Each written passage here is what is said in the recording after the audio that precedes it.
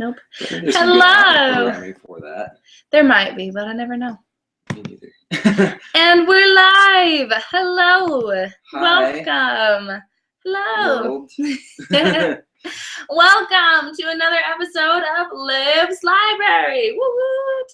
Welcome to the library, where we talk about things and all the things and stuff and things. This is my dear friend Kasen, and we were hanging out tonight and had previously mentioned that we might want to do a podcast, and we decided, why not? We've got time, so here. We're gonna do it. It's gonna happen. Considering the fact that you live further away than a lot of the people I know, it's been a little bit of a task to get this person here. But I didn't always live far away, but now I do. You didn't. You used to live like 10 minutes down the road. Yeah. Also, I have just a little tiny bit of a hoarse voice due to the fact that I went camping this weekend and ended up sleeping in the freezing cold while it was snowing outside. So that's made my voice go away. I'm not congested. I don't have a sore throat or anything. But I just kind of lost my voice a little bit, so that's fun. Yeah, that might have been also from cheering all day yesterday at my little sister's, my little siblings' dance performance. That would be my explanation for my voice right now. Is I was screaming all day yesterday because I was at a wedding. Woo! You were screaming at a wedding? No, just like clapping and cheering at the reception and whatnot. Okay. Yeah. There you go. Well, and then all of finals week in my 4-hour drive up here, I was. Yeah. Very sleep deprived. Very sleep deprived. I knock on your door today and you say, "Hello, I'm tired." "Hello, tired." Nice to meet you. I thought that was pretty better good. now, though. Good. Yeah. Good. I'm glad. Did your Baja Blast help with that? A little bit. A little bit. We are filming at the usual time of about 9 o'clock at night. Sometimes that is the awake time of the day, and sometimes it is the sleep time of the day. So that's my awake time of the day. You never know. Mine too. So that's why I do it at this time of day. It works for me. And then I make it work for everybody else. That's just how it works. The world revolves around Olivia. Yes. Well, my world revolves around me. That is for sure. If it didn't, we might be a little concerned. Until there is a significant other in my life who makes it so that my world stops revolving around myself, then that'll just happen. Okay, so the way that we start every podcast is I ask some questions, some hard-hitting questions, to try and get to know you a little bit better and try and introduce you to them. They are very difficult. Are you ready? Yeah. Okay. I tell everyone I just did okay. I'm ready. Tell everyone that it's a speed round. Okay, so you got to give it a little bit of thought, but you also got to be quick on your feet. Okay. Okay. First one. What is your favorite quote? Okay, so I have in my Spanish class this past semester. Part of our assignment was to have a book and write down quotes in that book. That's cool. Yeah, and it's what's known apparently in English as a commonplace journal. I'd never heard of this before, but we started doing it. I erased most of the quotes off my phone, but I don't know. There's some interesting stuff, and I was actually interesting. And this changes for me a lot. Like I'll go through days, and the same thing with like favorite song or favorite food or something like that. It just varies and depends on the day. So I was going through some old papers today because I was at home and I had the time, and I went. I think this is while I was in high school, so this is a long time ago. But I went to I don't want to say business conference or something like that, but it was like a bunch of people came to the school and were talking about business, and I took some notes. And one of the notes that I took, and I have no idea who this is from or something like that, but I liked this quote, and I just saw it in the paper, and I burned the paper, but I kept the quote, and it says, "Learning comes from work." And I don't know, that is just like a good quote, I think, and it means a lot, and you can dive into that and explain a lot based on that. So, Yeah, absolutely. I think that's definitely true. Learning does require work. If you are just sitting on your butt doing nothing at all, you're never going to learn anything new because you're never going to have any new experiences. So I think there's effort behind every great idea. Yeah. And there's a lot of failed attempts behind every great idea. Which is where like success comes from. You gotta, if at first you don't succeed, you gotta you got to keep trying. Exactly. So, exactly. And as you work, the other side of that, as you work, there's always stuff you can learn from working at the same time. So. Yep, definitely. Yeah. Okay, the second question is, what is your current favorite song? Okay, so that would probably have to be a song by the band Yellow Card. I love Yellow Card, probably one of my favorite bands right now. Band. Yeah, it's so awesome. I always go back to Ocean Avenue. I just do. But I don't even know what it is about that song. It's just so fun and awesome. That whole album as well. Right now, I would probably have to say that my favorite song is probably Here I Am Alive by Yellow Card. If you haven't heard that one, it's a really good one. And I actually enjoy that song a lot. It's like fun and upbeat, but also has like a lot of good stuff to it. So I love that. That's awesome. Okay, so this one is more difficult for people that I've known a long time. Okay. But you have to come up with a unique fact about yourself that I don't know. That is really hard because I've known you for so long. You know so much about me. Where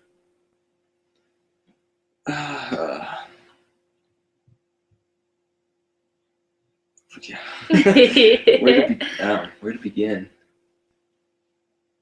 Did you know that I once ate a live goldfish?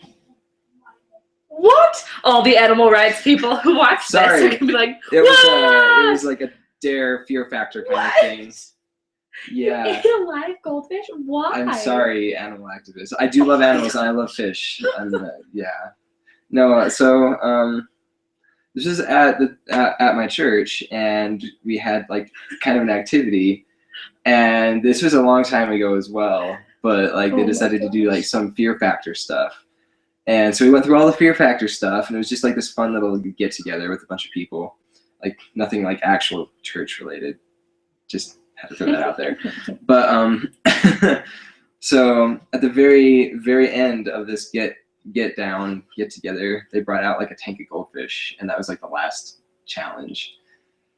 And what? Yeah, strange, huh? Like, oh my gosh. I don't know why they did it, but I ate a goldfish. That's terrible. I'm sorry. And it was actually not the best experience. I don't recommend it. So. No. And I don't think I'll ever do it again, if that helps anybody out there. Oh my goodness. That's definitely a very unique fact. Yeah. And I did not know that, so well done. Yes. Well done. Okay, this one is for those who are watching the video at home. So you have to get a little closer to the camera for this one. And when I say it, you do it immediately. Okay? Make your favorite funny face. You just have to do it. You just have to do it. I don't know. Sometimes I do make faces at myself in the mirror. Okay, make a face at the mirror then. I've got her laughing, so it must be pretty funny. Oh man, you are amazing. Yes, that works. Okay, this is for the audio. The people who are listening but not watching. I haven't warmed up my voice today. That's okay. You have to make your favorite animal noise. Favorite animal. There's so many to choose from. What was it? Okay, so there's this sound that I've been making a lot recently, and it's from this really dumb YouTube video, and it's a person imitating a sheep. So it's not a sheep sound, but I really like it. Does that count? That works. That will work. Okay, so it's this person, and he's talking to this sheep like it's his old friend that left him. And the sheep, of course, can't respond back. But what the sheep does make is really weird sounds. So let me see if this is going to be weird. That's okay. Go for it. This is okay. I did it. I think I did it earlier today, but now the pressure's now on. You're getting stage fright. Which is weird because I love acting, and I know. done acting a lot for many years. Let's see if I can.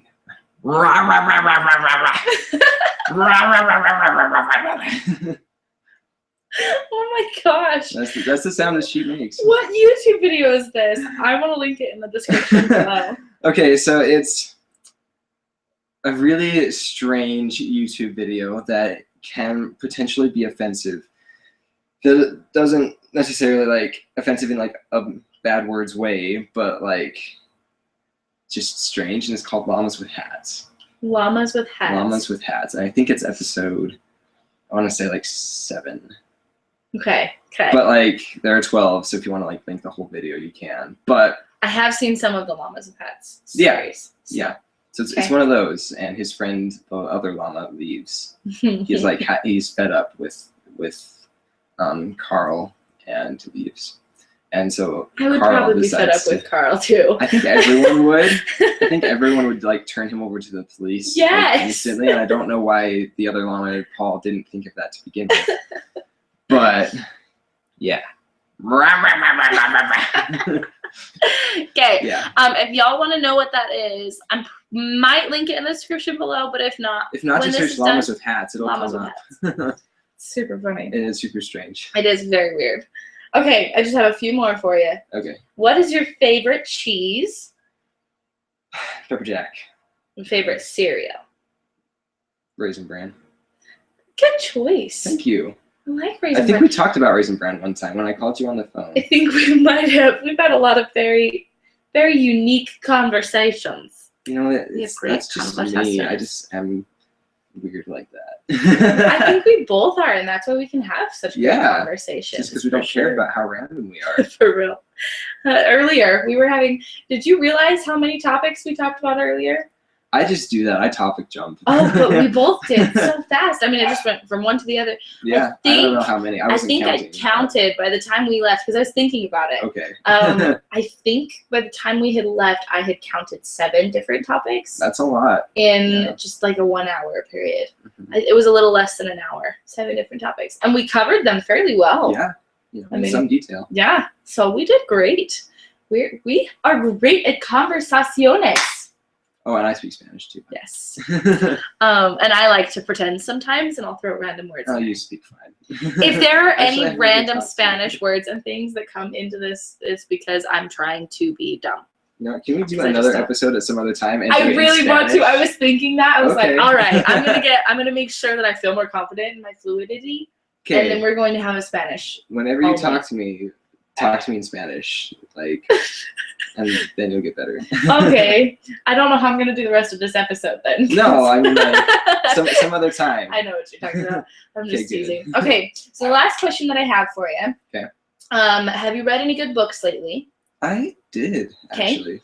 What is the most memorable? I mean, as soon as I ask that, I see that you think of one. So what's maybe the most memorable that you just recently read? So, memorable in what way? I don't know. Whichever one just popped into your head first. Okay, well, the first one that popped into my head was Alice in Wonderland, and I actually read that while I was going to school because I needed something else to do besides OChem. But I also read the entire study guide for the ACS organic chemistry exam in one day on Thursday. So, yeah, me and my friend Callan, we sat, or no, like I was studying it a little bit beforehand, and props to my friend who had this and was willing to loan it to me. But I just started at the beginning. I didn't do all of the practice problems, so I guess I didn't technically read every single word in that book. But I read all of the 16 chapters. Okay, you mentioned that book, and immediately in my head, I think, agony, misery, whoa. That can cut like a knife. Yes. Or blow you to bits, as many OChem things can do. Oh, there you go.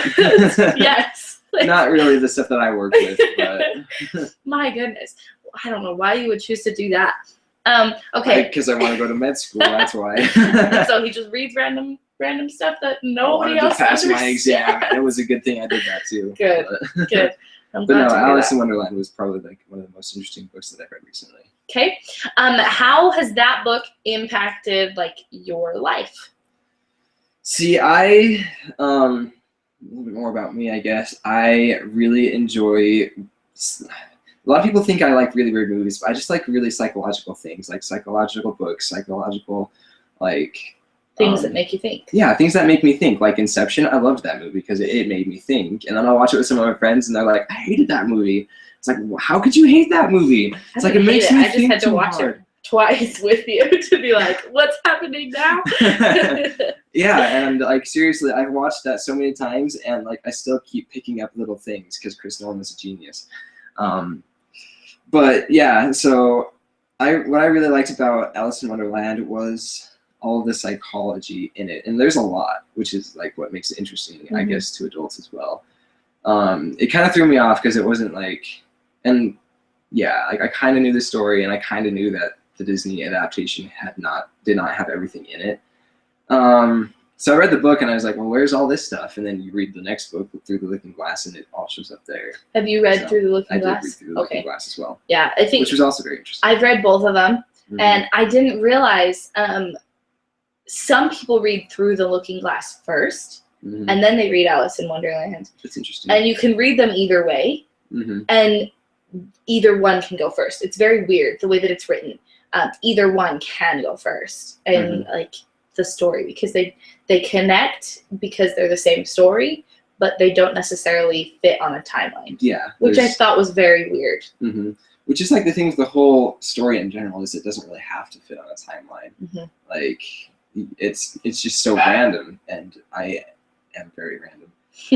And Olivia knows this, but one of the ways that it's impacted my life is just helping me in a way to like open up in a new way my imagination, because like that's kind of like one of the whole premises, like the whole underground premises of the book is imagination, because that's really what's going on in her head. Like this is all either like a dream or it's not, but like it just really opens up her imagination, and it makes you like realize that like your imagination can do amazing things. One of my favorite things about the book, and especially the movies, have you seen, movies soon. I am so excited about Through the Looking Glass. It's going to be different. It's gonna be it's not like based on the book at all, it looks like, but it's still going to be interesting. Yeah, I think it's going to be. There's a lot of concepts from the book, I think, that are pulled into the movie, but at the same time, it's also going to be a lot of unique storytelling. But I'm not worried about it because it's Tim Burton, and I feel like Tim Burton does a really, really good job. He does a good job. He does a very good job. Yeah. And I think the cast, Tim Burton uses the same cast in most of his movies. I don't know if you've noticed that he's got certain actors that he works with in almost all of his movies. And so the cast kind of all knows each other. They've all kind of worked together on lots of things. They know how each other works. Awesome, and so it gives them a really, really great interaction. And a lot of it's ad-lib. They have a script, but they don't actually follow the script word by word, which I think is really cool. So I'm very excited to see. But the thing that I've learned, and the thing that I've kind of applied through these movies in my life, or through the books and then the movies, is that Alice, through these adventures, learns who she is a little bit more, and she gets gumption. Like it's something that she doesn't quite have at the beginning. She's kind of a timid, kind of weird girl, and then she goes through these adventures and is reminded, oh, like I am worth something, and I can stand up for myself, and it's okay, I can do these things. And I think that that's a very unique thing to be able to understand in it's such an interesting book, yet you have so many very eternal principles, things that kind of are real no matter what, that you are in control of your own life and your own fate and your own destiny. And other people might tell you have to do things, but you have to decide that. There's one point where she has to go fight the Jabberwocky. The Jabberwocky. She goes to fight the Jabberwocky, and they're like, no, Alice, like you're the one that's going to fight the Jabberwocky. She's like, no, I'm not. No, I'm not. No, I'm not. And then she finally says, well, is anyone going to step forward? And nobody can. And she realizes, well, then I have to. And so she steps forward, and it's her decision. And I think that that's so powerful. There are things in your life that, you might have to stand up to, or that you might have to face. But if you don't decide, like you won't be able to until you decide that it's something you actually have to face. I think that's a very powerful thing.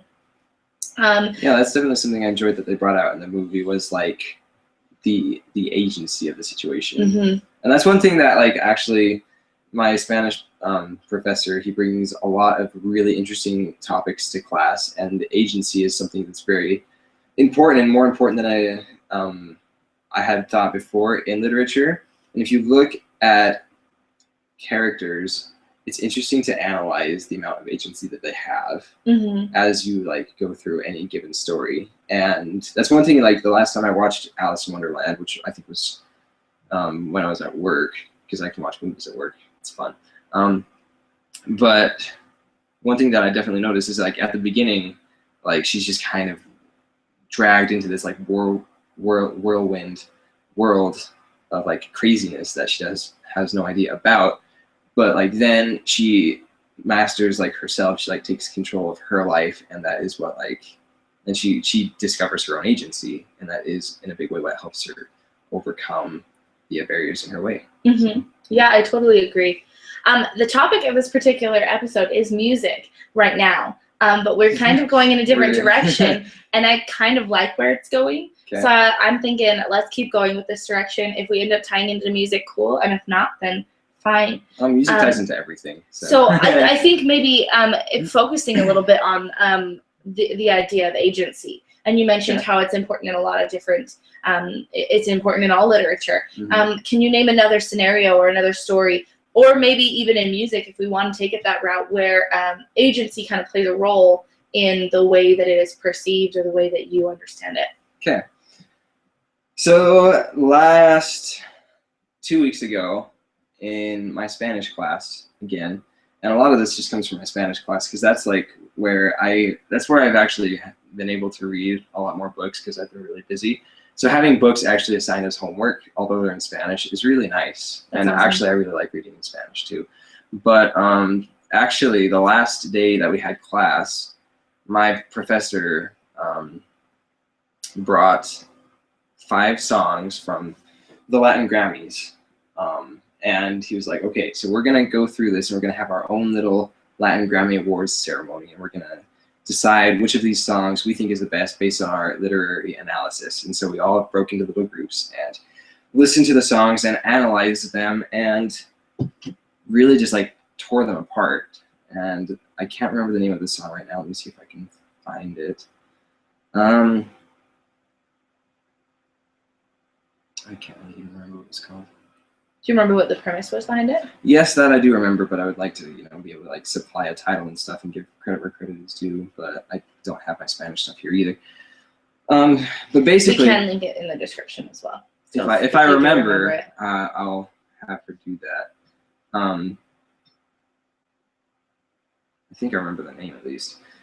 But the song basically is about this lady who knows that her husband is like, going off and doing things with other women and not being like as faithful as, she would hope. So eventually just reaches this point and she's like, I'm just kind of done with you.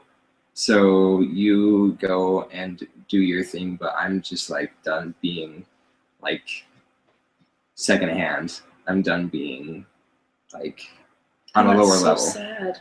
But like, yeah, it sounds really sad, but the song is actually a really fun song. It's really upbeat. And what we took that as is like she's finally making this decision. It's liberating. Yeah, it's liberating. She's liberating herself from this like stigma that not to be like at all judgmental of other cultures. I love Spanish culture and stuff, but like that kind of is like a thing that sometimes can happen, and it happens in all cultures, unfortunately. But like the demeaning of like one's partner, and it comes from both sides as well. It can come from both sides, but is predominantly somewhat masochist in some Latin cultures and in Spanish culture as well. But like it's her saying like, I am done and I'm moving on. And I'm free now, so like you can go and wash your own dirty dishes and like do your own laundry, but I'm like don't come back around here. So it's actually kind of fun. It's a fun song. I love that. I think it's very freeing. I'm thinking about just different songs and different movies and characters where we're making that decision to be free is such a huge part of life.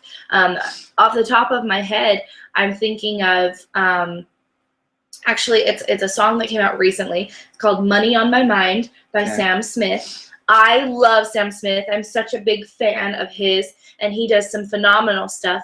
But he did this song called Money on My Mind, and it's essentially, the lines are, you know, when I signed the deal of, you know, writing his music or whatever, he felt pressure to like write songs for money. And then the chorus it says, I don't have money on my mind. I do it for the love. Yeah. And he made the decision before going into music that he was doing it because he loves it, not because of money, not because that was his thing. And so that's been freeing for him to be like, you know what, I'm not going to write a song for you because I don't have anything right now. And I'm going to do it when I want to do it and when I love to do it, not because you're telling me to. And I found that very, very cool. No, sorry. Go on. No, you're great. I find that another side of it where you make that decision beforehand, and it is very liberating, and it is very, I mean, you know, it could hurt him monetarily. He is very talented. But exactly. I think it could potentially. But you know, like if you love doing something and you're doing it just because you love it, like you're gonna find a way. And like not only that, but you'll be happy. Mm-hmm. Like if you're just doing something, say for the money, then like you're not gonna really find like the joy out of it that you want. Mm-hmm. And like that's something I've heard that applies to like everything, really, not just like music or anything. But I've heard like, well, a lot of people like think they want to go do med care or like medicine or like healthcare because of the money, because you can make a lot of money doing that. But like if you don't love it, then like it's just a painful process getting there. And personally, I think I would not like to have a doctor working on me or trying to help me that doesn't actually like really enjoy what he's doing. Mm-hmm. And it's like, that's a big thing for me. And like, it took me a long time to decide that I wanted to do healthcare, but like learning more about it, like I've realized how much I love it. And like that I actually do kind of have like, not to like be prideful about it or anything, but I feel like I like have a knack for it. I feel like I could do really well at that. So that's kind of one of the things that has led me to decide to pursue that a little bit more. Yeah, absolutely. There was a couple other thoughts that I kind of had in regards to that, especially when you said, you know, like that you do have an knack for it. It's true. Your brain comprehends things that my brain does not, and that's not being prideful to say that. No. I mean, it's definitely, it's just saying, you know what, I've recognized that I have, you know, strengths in this area. I've worked on developing those talents to become even stronger because I realized that I already had an inclination towards being strong in those areas anyway. Yeah, you definitely have strengths that I do not. So. Well, thank you. But it kind of made me think of someone that I'm so sad is no longer with us on this earth. His name is Alan Rickman. Yeah, and I am. That was really sad. Oh my gosh, I sobbed. I think I've talked Harry about Potter. it. Well, it's not even. I haven't seen Harry Potter, and I love Sense and Sensibility too. Oh my gosh, Colonel Brandon. But I'm telling you, like Alan did some amazing work. Amazing work. I've seen a lot of the stuff that he was in, just because he was very passionate about what he did. And the thing about Alan Rickman. The thing about him is that he found something he was good at and he did it. But he also would not take jobs that he didn't agree with. Mm-hmm. He was very, very. Which is good. He was very avid about that. Mm-hmm. I mean, he did jobs that he had fun doing. And he did jobs that he felt like he could get behind. He didn't want to be promoting a movie that he couldn't believe in or that he would be embarrassed someone would watch. And support him 100%. Yeah, I think that's great. And that was a decision he made, realizing, okay, I'm going to do this. It was something that he then continued throughout his career. He never, ever like let down on that. And that carried on to other things as well. He became very politically active. Mm-hmm. And he focused a lot on, I mean, I feel like a lot of celebrities find something that they care about and then they actually focus a lot on that when they're not doing their acting or their singing or whatever. And they find something else in life that they're passionate about. And he did the same thing. He focused on a couple different things in politics, and I'm not going to worry about what they were. That's for another time. If you guys want to know more about Alan Rickman, then you can search him. He's got a lot of incredible stuff. I didn't know that he was politically active. Oh, he was. It was phenomenal, and he worked very hard, and he was very avid about the things that he cared about, and he went out and did public speaking arrangements, and he worked to spread the things that he felt passionate about in the world. And it was something that he chose to do, so that when people would attack him, or like when he had interviews, he'd frequently have interviews for movies where then someone would ask about, you know, one of his political endeavors. And he knew, okay, I made the decision to be involved. I'm going to talk about this, and I'm going to know what I'm talking about. Yeah. And I think that that's so cool. It shows that he had made the decision beforehand that was something he was going to do. And for him, I think that it made he felt more at ease when he was asking about those things. Another example of that, making a decision and sticking with it. There's so many, but Ian Somerhalder is very much is it the Humane? Is he part of the Humane Society? I don't know if he's. I'll be honest, I don't know who that is. That's okay. I'm sorry. He's in the Vampire Diaries, so anyone who watches Vampire Diaries would know who he is. He's Damon, one of the brothers. Been there since episode 1, and he's still there in like season 8, I think is what they're in now. I've seen trailers, just never. He's a dark-haired brother.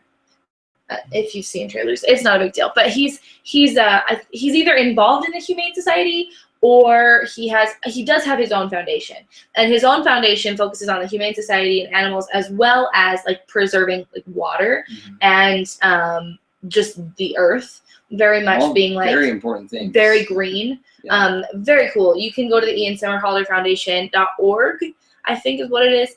I'll link it down below, and you can go donate. You can learn more. It's really, really cool. That's awesome. Leonardo DiCaprio, he just barely won an Oscar, you guys, and during his Oscar speech, rather than like talking about the movie, which is great, he gave credit where credit was due, and he was very grateful for everyone else who worked on the movie.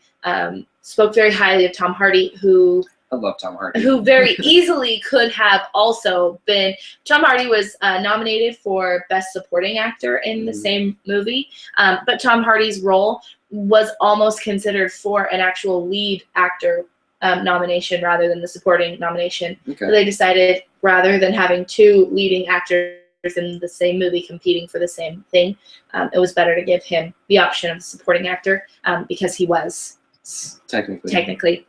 He's phenomenal. I loved his performance as Bane. Oh gosh, so good, phenomenal.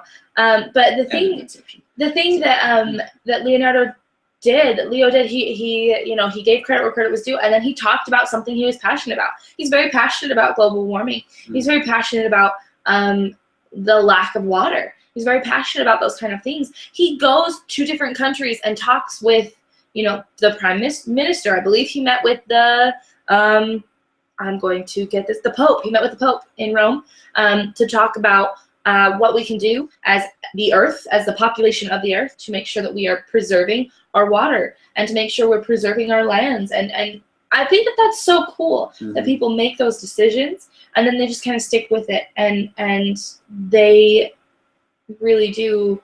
I mean, they decide that that's something they care about, something they're passionate about, and then they just continue to act on it. I think that's really cool. Oh, yeah. So. No, it is. I love animals. By the way, just going back to that, I do. I love dogs. Keeping up with this topic though, like, I feel like that's like making decisions and sticking to them is a big factor in everyone who is successful, quote unquote. Like you look at people who are like successful in business or in life, or just like overall like great people. Like the other week, I volunteer at a hospital right now, and I met somebody there who just like, I talked to him for a little bit, and he said like, I may not have had the most money in the world, but like I was happy, like I was successful, and I just thought that was like the coolest thing. But like people who like know who they are and like know what they want and like go out and look for it and get it. And like sometimes that idea of like what we want in life can change as we continue like learning and growing and progressing, but like that's also part of life. And just like the more we like get out and act and like do things, like the more experience we get and the more we learn. Yeah. I see this particular plaque in We had it in my home for a long time, then it faded really bad, and we ended up throwing it away. But then I see it in a lot of other people's homes too, and I don't know if it's just like a Utah culture thing or if it's everywhere, but it's the phrase, choose your love, love your choice. And I think that goes, I mean, that specifically in the home is referring to a spouse, referring to your life partner, referring to someone that you have chosen to spend the rest of your days and hopefully, forever with. And I think that is so important to make a choice. You choose the person that you love. And I mean, yeah, love to a certain extent is not a choice, because I think that you do fall in love with people along the way, that you do choose who you are going to continue to fall in love with. Because if you are falling in love with the wrong person, you can choose to distance yourself. Well, you can choose to distance yourself from that person. And so I think that even though like love itself might not be a choice, I think that you can choose to love someone. You can choose to distance yourself from someone who is not healthy for you, and choose to get away from that love that you're feeling for that person. That's very hard to do. It is very hard. But I mean, and then you can also, there's the third choice where you just continue, you choose to continue on the path that you are with that person. I think that when you make those choices, it really does speak in your relationship with that person. When you finally do choose the person that you are going to love and the person that you want to spend forever with, then you have to then choose to love that choice. You have to make a conscious decision. Okay, I made this decision to love this person. I am going to continue to love this person. And I think in our world, so many people are used to quick and easy. So many people are used to, if you don't like your choice, you can return it. And that, I think, has led to a very high divorce rate, which is very, very sad. And it's a lack of commitment. It's a lack of sticking to your decisions. And I think sometimes it is needed. I'm definitely not going to be the one saying stay in a bad relationship. But then also, I mean, if it's a good relationship and you're just unhappy because you're unwilling to put forth the effort to make it work, then maybe you should reconsider before you end things, because that's just ridiculous. Hard. It's like another problem that I see with that, and it seems to be another like thing with culture today. Like, we do like the quick and the easy, and so like we like getting in to like relationships or marriages really, really quickly. But I think that it's just so important that we like take time to like get to actually know and understand somebody before making such a decision like that, because that is like something really big that does influence every single aspect of your life. Oh, absolutely. I think the thing that I've always said about like dating before marriage and everything, I've always said long courtship, short engagement. And yeah, that's a lot easier from what I hear. Yes. I mean, for me, I think long courtship, because that gives you plenty of time to get to know the person. You really do learn how compatible you are in different areas, and you get a lot of experience. Especially, I mean, oftentimes there's situations that inhibit you from being able to be with that person all the time, whether it's a distance thing or both of you are in school and you have different schedules, or whatever it is.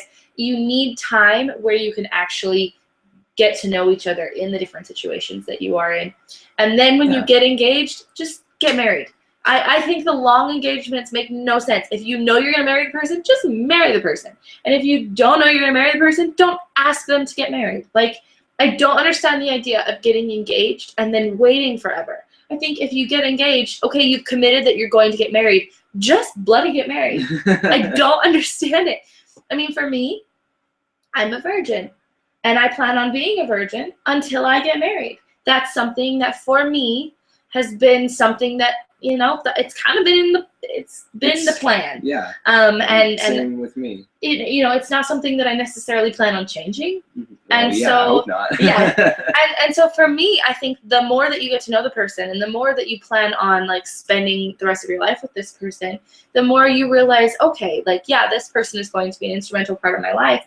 Let's take it to the next level. And then when you realize that that is where you're going to go, you just need to go there, rather than putting yourself in situations where you then question it because things aren't super great in one aspect.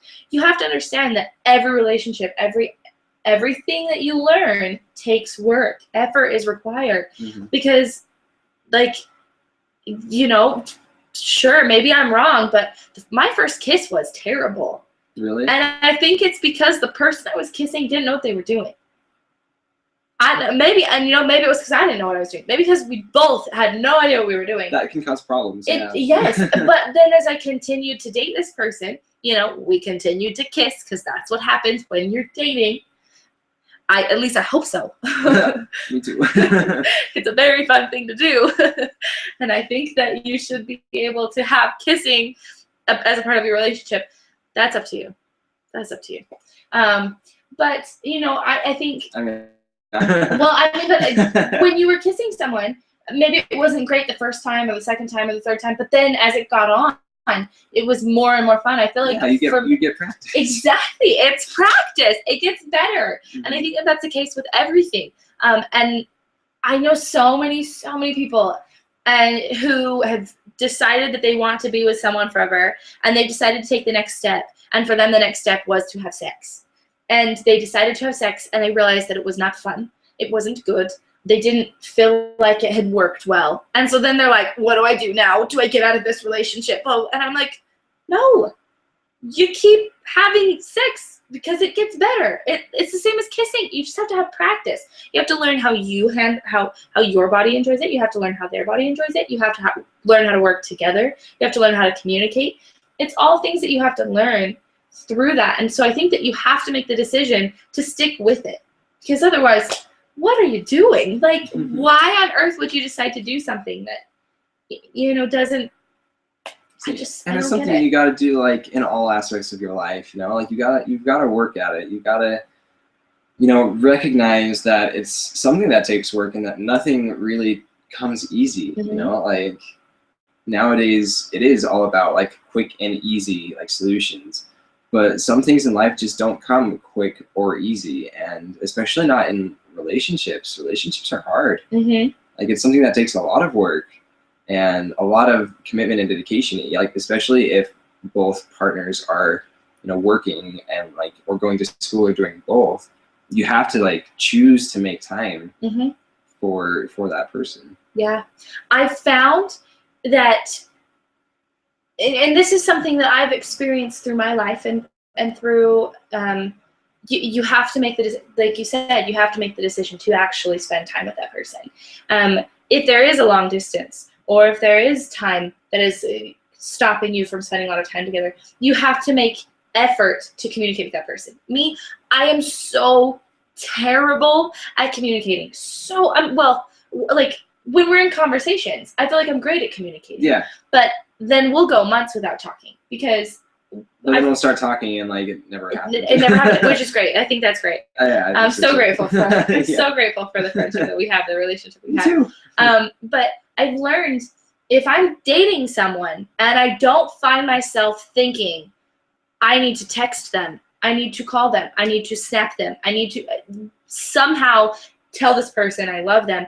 If I am not actively thinking that, or at least having that thought cross my mind every day, it's probably not a relationship that's going to last, which is unfortunate. Jeez, thanks, Olivia. I'm thinking more along the romantic side of things. But I mean, I think that, for me, friendships are, I always say friendship first, like friends first, lovers second. Yeah. And that's, I think, Absolutely. You make the decision to be friends first, because then you do get that opportunity to get to know them. And you realize, okay, yeah, we are compatible.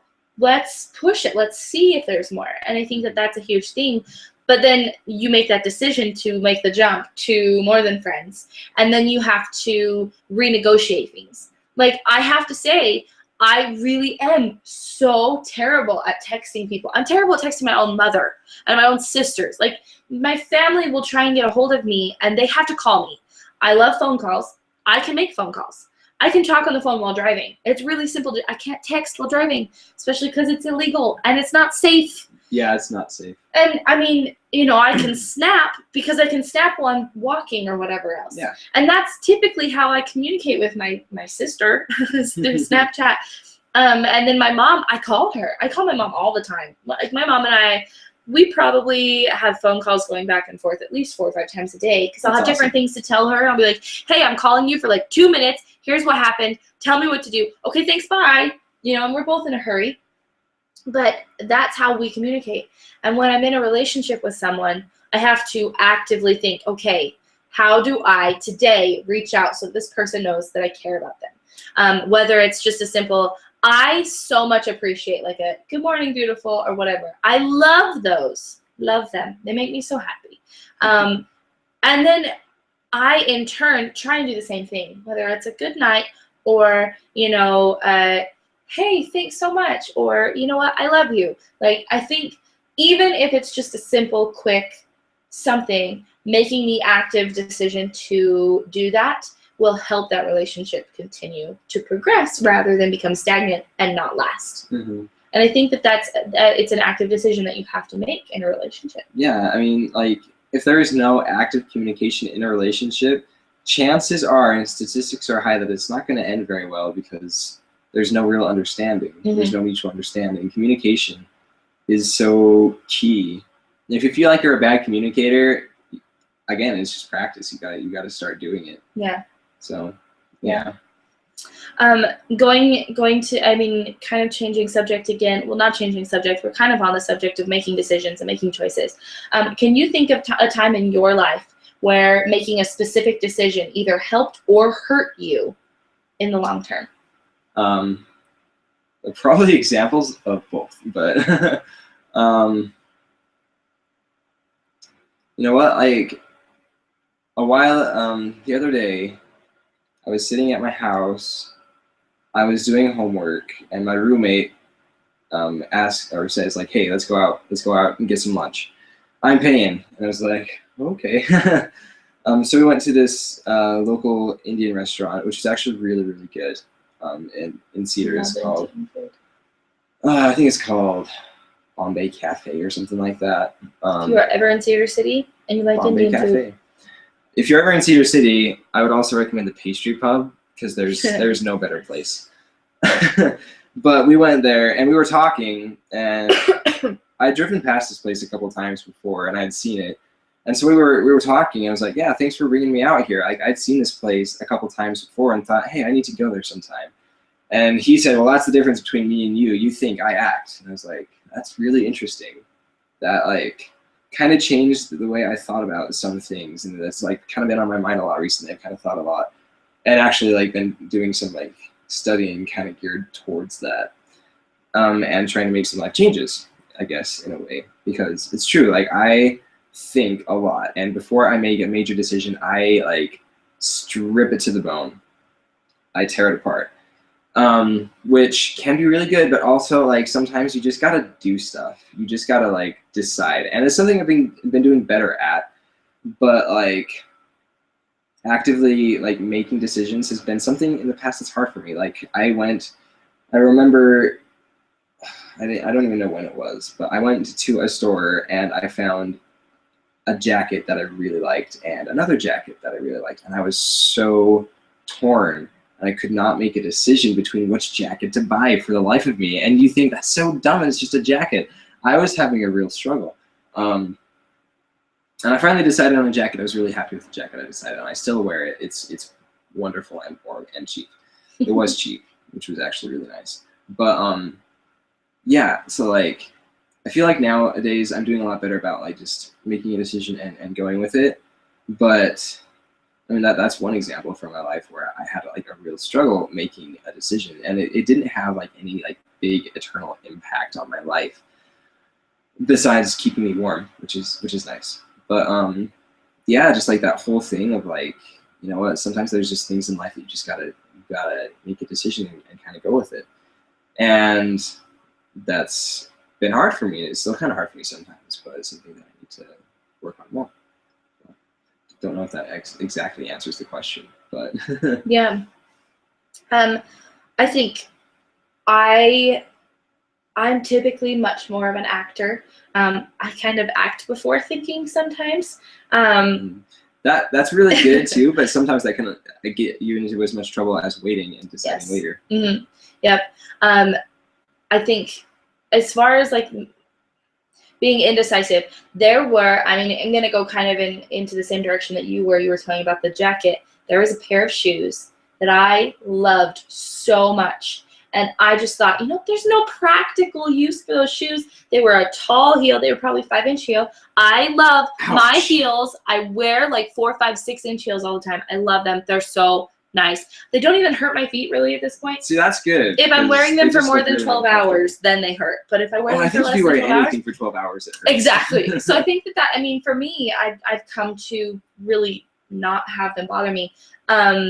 But there was this pair of shoes, and they were like a turquoise, super cute, sparkly sandal with like lace that covered it. So, oh my gosh, it was so cute. And it was at Forever Young Shoes, and I wanted it so bad, but I couldn't think like, what outfit do I even have an outfit that I would wear with it? Right. Yeah, I have like black shirts and, black pants and things. I could wear it with black, but that's just dumb. Like, why would I do that? I would have to have at least a purse or something that matched it. So I started like looking for a purse or maybe a dress or something that I could wear it with. Well, I recently this was over a year ago that I found these shoes. I walked into Forever Young the other day and ended up buying myself a bunch of different shoes because I needed them. I was actually going because of need. I was like, I need some practical shoes. I need some comfortable shoes. I need some business attire shoes to go with my outfits. So I went and made some really nice purchases. Very grateful I did. And I saw the exact same style of shoe in a cream color. And I said, do you by chance have this in turquoise? I didn't like the cream. I didn't like the silver. I didn't like the black. They had one in cream, silver, and black, and I didn't like any of them. I wanted that turquoise shoe so bad. And I mentioned it to her, and she said, no, we don't carry that anymore. And I was like, is there anywhere I can go where this shoe will be available? And now, like, I'm so regretful to not have bought it because there were times when I could have worn it. I could have worn it with this shirt and just some purple, purple pants or something. There were a lot of different things that I could have made them work with. They could have also just been one of those novelty shoes where I only wore them once, twice, or 3 times. They could have potentially been worn so little that they could have been like a wedding shoe even, because they were something that might have just been a little different. I seriously love them so much. And they're no longer in store, and I'm so bummed. Look online. I might. You should do that. But if you remember what brand they were. I'm going to have to go back in and figure that out because I really did love that shoe so much. And I'm very bummed that it's not in there anymore. Okay, can you think of maybe one specific decision that has impacted your life?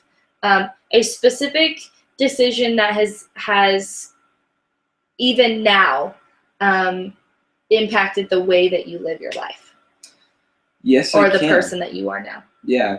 So the biggest decision as far as that goes, I am LDS Mormon, for those of you who know what that is or don't. If you don't, look it up. Why not? It's awesome, I think. But I made the decision to go on what is an LDS mission. Like we go somewhere in the world and talk about Jesus. It's really fun. I liked it a lot. You have your fair share of really, really, really ridiculously hard experiences, even terrible experiences, but it's all part of the growing and learning experience. And that decision, the decision to go, I actually went to Spain, which means I love Spain and I want to go back every day. But that has led to many, many things and still influences the way that I live my life today. In a lot of ways, I definitely learned a lot more about who I was and stuff that I needed to improve on, which was a lot and still is. One thing that was really fantastic is that I learned Spanish, and I was a chemistry major, and I still do like chemistry, but I don't think that I like it enough to make a career out of it per se. So just a month and a half ago, I decided to change my career to Spanish, my major to Spanish, with a pre-med emphasis because I still want to go to med school. But it just opened up a whole I was so nervous about that decision. I was scared out of my mind, and it was painful. It was physically and emotionally painful experience to decide to change my major to Spanish, because it was something new that I hadn't really thought about or known about. And I was well, if med school doesn't work out, what do I do then? I'm gonna have a Spanish degree. And I don't feel like I'm a super great teacher of everything, but perhaps not very good at teaching Spanish either. But like I know I would find something. Like it's Spanish. You can easily find something in Spanish. But like just that one decision that I made to go on this mission to Spain and to teach people there has and is still influencing my life in very, very big ways, obviously, because I'm now a Spanish major. But, that's awesome. Yeah. That's awesome.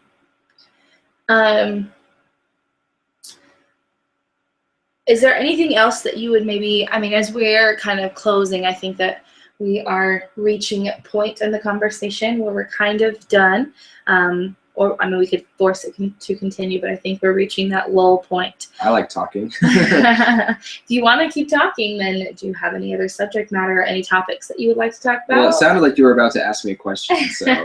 Well, I guess the question that I was going to ask, kind of leading to a close, unless we continue, is there anything that you would like to say to those who are listening and watching who are maybe struggling with making a decision in their life, or maybe struggling with indecisiveness? Maybe they are someone who thinks more and acts less, or maybe they're yeah, and maybe they're in any way. Is there something that maybe we could talk about as something you'd like to close with, as far as agency in making a decision and sticking with it? So one thing that I'd like to say, like, a lot of times people don't feel understood, or they feel like they're alone. They feel like they have a very unique situation, and everyone's situation is very unique to them.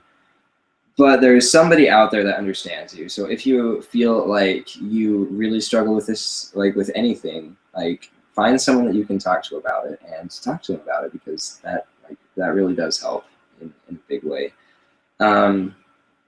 But like, as far as life decisions or like big decisions go, like one thing I've known and like learned for years is that everything in life is balance.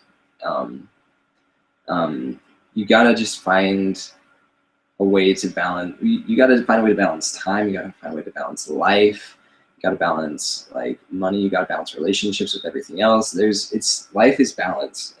It's really hard to achieve sometimes. Most of the time. I totally know all about that. But like, one thing I noticed recently, and this is kind of like different, but I think it's pretty important, and I liked it a lot when I thought about it, is that like you have to, like in life, if you want to get somewhere, you got to sacrifice something, and that just happens all the time. Like if you want to go somewhere, you have to either sacrifice personal energy by walking there, or you have to sacrifice gas to go get it. Like everything in life like every choice involves some kind of sacrifice. So a big part of making decisions is deciding whether you're willing to sacrifice whatever it is you need to sacrifice to get what you want or make that decision. So like for those thinkers, like those people who think before they act too much, really just work on realizing that it's really not that hard. And that's something that I've realized a lot recently too. Like, we like to complicate things as human beings, as people, sometimes as thinkers, like people who like think before they act. Like really all that we're thinking about is like nothing that really has a long-term impact. At least that was what it was for me. Like, it really just doesn't like make that big of a deal. So simplify the problem, and you'll find a solution. In general, just try and find a balance between thinking and acting. For those who are like actors before they're thinkers, take a minute to like just think about it, because what can it hurt? It really can't hurt a lot unless you take forever, like some of those thinkers. And like your little shoe story, like sometimes it does. It has like negative long-term consequences. But if you can balance like thinking about it for a little while, it doesn't have to be a long time, but if you can balance thinking about it and acting, like it's really a good thing. There are some decisions that, yes, you have to think longer about than others, but not every decision. Like some decisions you can make really fast on the spot. So I don't know, that's kind of what I would say, is like find the balance and simplify the problem, because it's really not as complicated as it seems. Mm-hmm. I would say to close, just remember that we do all have the freedom and the opportunity to choose, and so it is important to use that freedom to make a decision. I am under the firm belief that if a decision is wrong, you will figure it out. You'll learn darn fast. You definitely will. You'll learn fast. I mean, I think I personally believe in God, but I think that regardless of whether or not that is a belief system you have, life will stop you before you go too far, especially if as you're going, you are cautious. I think that when you make a decision, when you make those choices, going back to the whole comment, choose your love and love your choice, when you make the choice to love someone and to proceed in making that love stronger, if that is a bad choice, you will have things that happen that will point that out. If this is an abusive, manipulative relationship, abuse and manipulation will happen. And you just need to be able to recognize that and then choose to distance yourself from that. It is a hard decision, but do it. Because otherwise, you are stuck in something that you could get out of.